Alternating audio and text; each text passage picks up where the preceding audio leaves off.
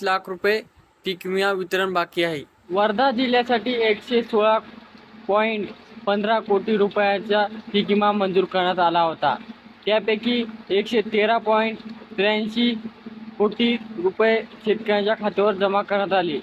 फक्त 2.29 कोटी रुपये वितरण करायचे राहिलेले आहेत.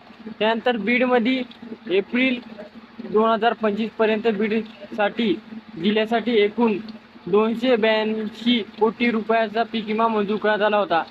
त्यापैकी फक्त 33.91 कोटी रुपये शेतकऱ्यांच्या बँक खात्यामध्ये जमा करण्यात आले होते. उर्वरित 284 कोटी रुपये बीडमध्ये वितरण व्हायचे बाकी आहे, जे की लवकरच होणार आहेत.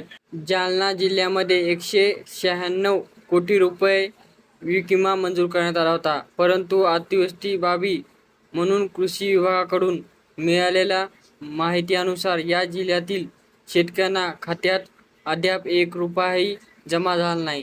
येत्या 2 दिवसात रक्कम वितरण सुरू होऊ शकते. त्यामध्ये पहिल्या टप्प्यातील व दुसऱ्या टप्प्यातील शेतकऱ्यांना पैसे मिळू